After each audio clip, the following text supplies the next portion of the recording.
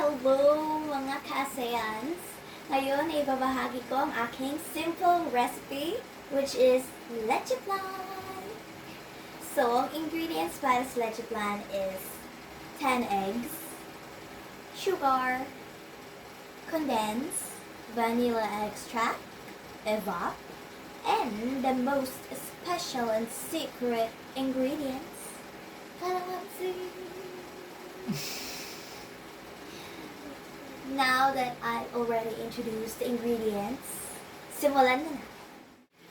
Bago natin i-separate ang egg yolk sa egg white, gagawa muna tayo ng caramel para sa ating leche flan.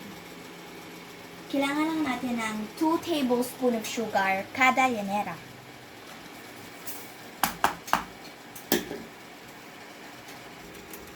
Meron ako ditong preheated sugar para nakaready na siya bago pa ang leche flan mixture.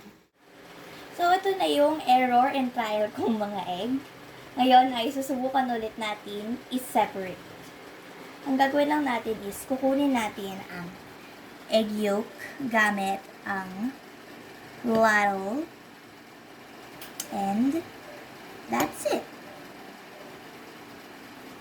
As simple as that. Separated. So, gawin na natin ang ating leche flan mixture starting with egg yolk, 1 tablespoon of vanilla extract, 300 ml condensed milk,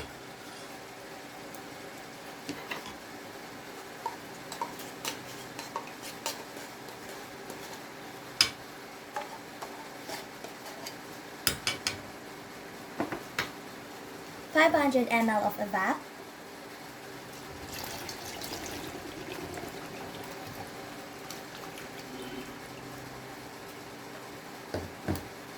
and calamansi extract.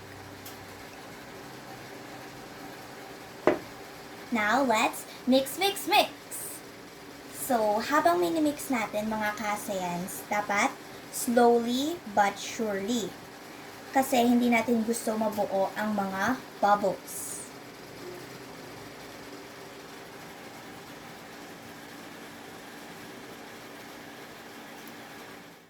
Ngayon ay sasalain na natin ang ating leche flan mixture para make sure natin na wala talagang ma-form na bubbles.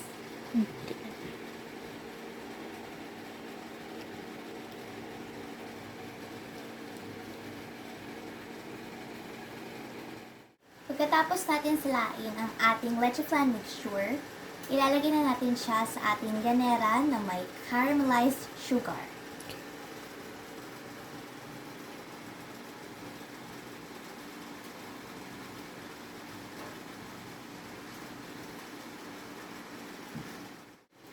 Tatakpan lang natin ang ating llanera with aluminum foil para ready to cook na siya sa steamer.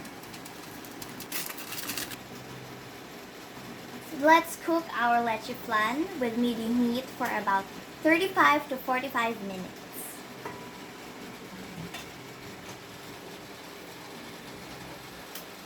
After 45 minutes, naluto na po ang ating leche flan. Ngayon ay tingnan na natin kung ano ang kinalabasan.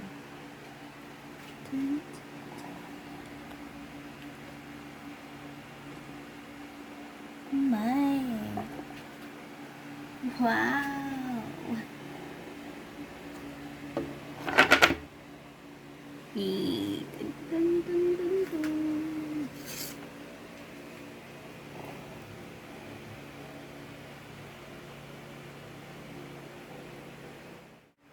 Ito na po ang finished product ng ating leche flan. Ngayon ay titikman na natin.